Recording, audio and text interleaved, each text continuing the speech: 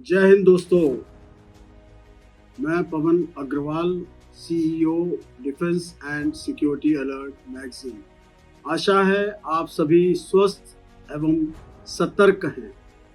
आज देश में जो माहौल बना हुआ है वह बहुत ही डिस्टर्बिंग है सभी भारतीयों के लिए। लगभग युद्ध होने की कगार पर है। पाकिस्तान जिस तरीके से अपनी तैयारी कर रहा है उससे ज़्यादा तैयारी भारत ने भी पहले से ही कर रखी है। केवल आदेश देने की बात है और हमारी फौजें पाकिस्तान पर कूच कर देंगी, पाकिस्तान को नेस्त नाबूद करने के लिए, उसे एक ऐसा सबक सिखाने के लिए जो आज तक उसने कभी सोचा नहीं होगा। दोस्तों, पाकिस्तान में इस समय त्राही माम हो रहा है, चाहे वो सरकार हो, चाहे वो फौज हो, चाहे वहाँ की जनता हो।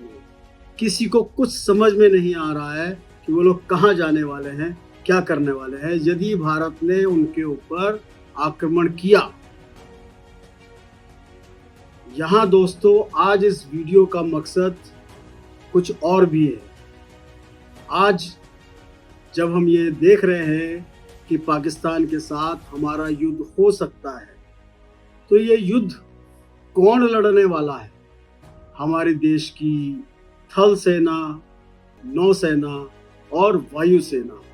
तो दोस्तों, कभी हमने ये सोचा है कि यह जो संकट भारत पर आया है, उस संकट से भारत के लोगों को बचाने के लिए कौन आगे आएगा? सबसे पहले केवल और केवल भारतीय सेना दोस्तों।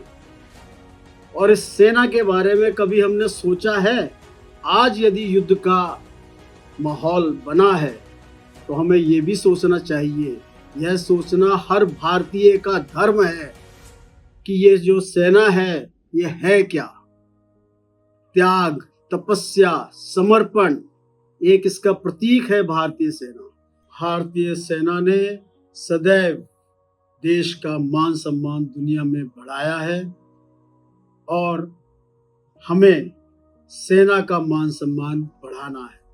तो क्या यह प्रत्येक भारतीय का धर्म नहीं है कि वह फौज को बारे में, फौजियों के बारे में, उनके परिवारों के बारे में सोचे, उनके प्रति मान सम्मान अपने हृदयों में रखे। केवल 26 जनवरी और 15 अगस्त पर अपनी छत पर झंडा लगाने से राष्ट्रीयता नहीं होती दोस्तों। राष्ट्रीयता अगर सीखनी है तो इजराइल से सीखिए, जहां का बच्चा बच्चा अपने देश के लिए मर मिटने के लिए सदैव तैयार है। कोई सरकार ने, कोई फौज ने किसी इजरायली नागरिक को आदेश नहीं दिया था कि हमास के साथ उनका युद्ध हो रहा है। फिर भी इजराइल के जितने लोग दुनिया में फैले हुए थे, किसी न किसी कार्य में लगे हुए थे अपने व्यक्तिगत, सभी लोग अपना कार्य छोड़ के देश सेवा के लिए, देश की रक्षा के लिए वापस इजराइल पहुंच गए। क्या यह जज्बा, क्या यह भावना हम भारतीयों में नहीं हो सकती? हो सकती है। हम लोग जय हिंद कहने में शर्म महसूस करते हैं, जय भारत कहने में शर्म महसूस करते हैं। क्यों? यह बहुत बड़ा प्रश्न है दोस्तों। यदि आज भी हमने इसकी महत्व को नहीं समझा तो वह दिन दूर नहीं है जब हम पछताएंगे, हम रोएंगे। क्या हम वास्तव में पछताना या रोना चाहते हैं दोस्तों? शायद नहीं। तो आज से ही फौज का, फौजियों का, फौजियों के परिवारों का सम्मान करना सीखिए, समझिए उनके त्याग, तपस्या, समर्पण को, उनके उस भाव को जब वो स्वेच्छा से अपने परिवार को छोड़कर सीमा की रक्षा के लिए जाते हैं।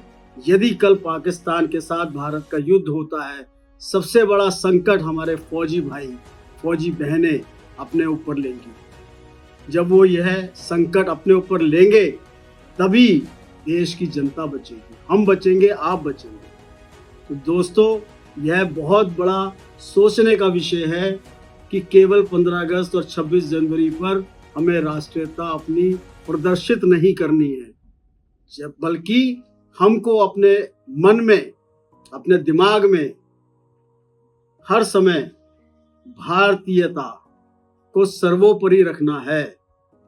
जो भी हम करें, हम बिजनेस करें, हम नौकरी करें, हम कुछ भी करें, किसी आर्ट में हो, किसी में भी हो, सबसे पहले हम भारतीय हैं, उसके बाद हम व्यक्तिगत रूप से कुछ हैं। तो दोस्तों, DSS चैनल से आप जुड़े रहिए। इसी प्रकार की नई नई जानकारियां, नई नई सूचनाएं आपको देते रहेंगे, ताकि देश में, समाज में, भारत के प्रत्येक नागरिक में भारतीयता का स्पंदन हो। जय हिंद दोस्तों।